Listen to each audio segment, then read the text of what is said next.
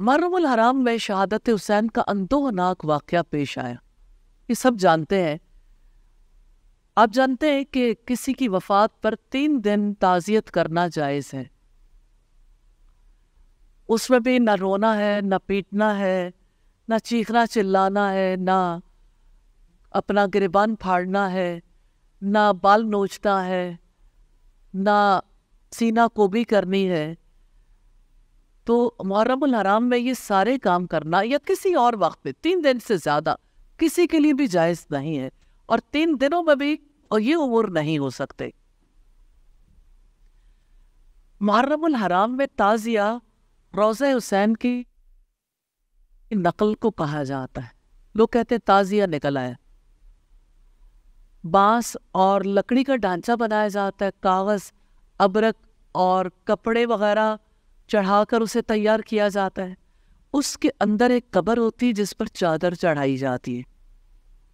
اس کے اوپر گنبد ہوتا ہے جس پر نظر و نیاز کا سلسلہ جاری رہتا ہے.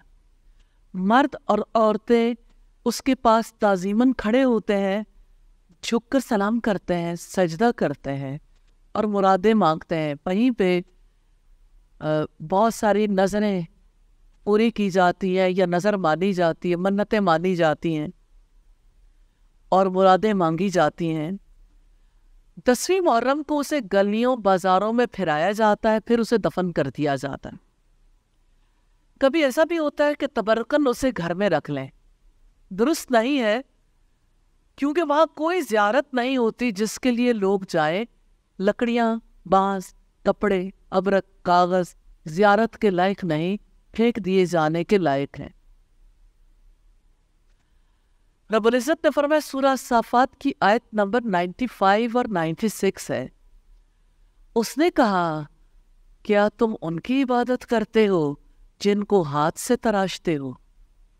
سجدہ عبادت نہیں ہے، دعا عبادت نہیں ہے. رسول اللہ نے فرمایا، الدعاء هو العبادہ، دعا ہی تو عبادت ہے. اللہ تعالیٰ سے آپ دعا کر سکتے ہیں، کسی اور سے نہیں. حالانکہ اللہ تعالیٰ نے تم پر حرام کر رکھا ہے مردار کو، خون کو، سور کے گوشت کو، اور اس چیز کو جسے اللہ کے ماں سوا پکارا جائے. اللہ کے ماں سوا نہ کسی کے لیے جانور قربان ہو سکتا ہے، نہ غیر اللہ کے لیے کھانے بنائے جا سکتے ہیں. ہمارے یہاں بہت عقیدت، محبت اور احترام کے ساتھ حلیم بنائی جاتی ہے، اور حلیم بانٹی جاتی ہے کہ 10ویں محرم کا تبرک ہے. نبی صلی اللہ علیہ وسلم نے ایسا کوئی کام نہیں کیا، نہ ایسا کام کرنا باعث ثواب ہو سکتا ہے. جن کاموں سے اللہ تعالیٰ نے روکا یا اللہ کے رسول صلی اللہ علیہ وسلم نے روکا. اللہ تعالیٰ نے ہمیں اپنے لیے پیدا کیا ہے تاکہ ہمارے دل محبت اور تعظیم کے ساتھ اس سے جڑ جائیں. اللہ تعالیٰ ہم سب کو اپنی عبادت کی توفیق دے اور ہمارے دلوں کو اپنے سے جوڑ لے.